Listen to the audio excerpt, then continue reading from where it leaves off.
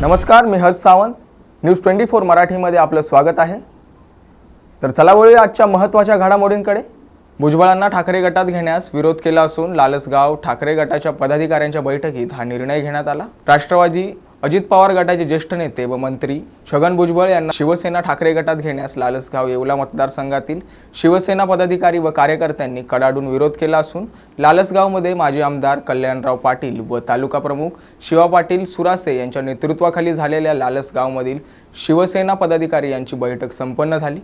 या बैठकीत मंत्री भुजबळांना एकमताने विरोध करण्यात आला. लवकरच पक्षप्रमुख उद्धव ठाकरे, खासदार संजय राऊत यांची भूमिका स्पष्ट करणार आहेत. शिवसेना प्रमुख बाळासाहेब ठाकरे यांना त्रास देणाऱ्या भुजबळांना पुन्हा शिवसेनेत घ्यायचे. भुजबळांनी जातीत तेढ निर्माण केल्याचा बैठकीत आरोप करण्यात आला. यावेळी भुजबळ हटाव, येवला बचाव यासह भुजबळांविरोधात जोरदार घोषणाबाजी करण्यात आली.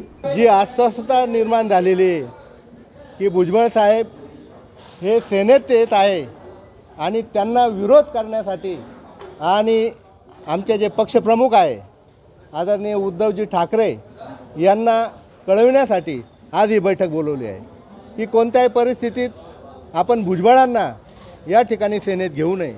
त्याचा आपल्याला फायदा होण्याऐवजी आज त्याचा आपल्याला तोटाच होईल. आज जर आपण पाहिलं तर भुजबळांमुळे या मतदारसंघातच काय महाराष्ट्रामध्ये आज भांडणं सुरू झालेले, जातीत दुरावा या ठिकाणी निर्माण झालेला आहे. आणि म्हणून आम्ही सर्वांनी आज बैठक घेऊन आज असा ठराव केलेला आहे की कोणत्याही परिस्थितीत उद्धव साहेबांनी भुजबळांना शिवसेनेत घेऊ नये ही आमची विनंती आम्ही त्यांना करणार आहोत.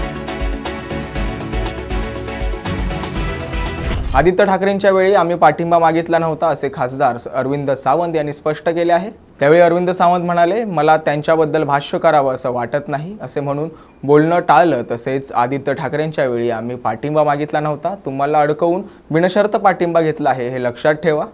उद्या मराठी माणसांच्या मुळावर पाठिंबा दिल्यावर स्वाभिमानी महाराष्ट्र उभा राहायला पाहिजे होता. तसेच 50% मर्यादा वाढवावी, जे कोणी वंचित राहिले त्यांना आरक्षण द्यावं, हा विषय केंद्र सरकारचा आहे, त्यामुळे केंद्राकडे मांडला पाहिजे असे खासदार अरविंद सावंत म्हणाले. साहेब, बिनशर्त पाठिंब्यावरून अमित ठाकरेंनी म्हटलंय की ज्यावेळेस आदित्य ठाकरेंना पाठिंबा होता त्यावेळेस आमदार करायचो, त्यावेळेस आम्ही पाठिंबा दिला, त्यावेळेस तुम्हाला काही वाटलं नाही का? कोणी आम्ही मागितला नव्हता ना, त्यांनी मागितलंय तुमच्याकडे, तुम्हाला अडकवलंय, अडकवून बिनशर्त पाठिंबा घेतलेला लक्षात ठेवा. हा फरक लक्षात घ्या. पुन्हा मराठी माणसाच्या मुळावर येणाऱ्या लोकांना पाठिंबा दिला गेला. सगळ्यात वाईट गोष्ट ती आहे ना, स्वाभिमानी महाराष्ट्र उभा राहायला पाहिजे, लाचार नव्हे. ते लाचारांचं सरकार आहे ते घालूया तर मजा येईल त्याच्यात.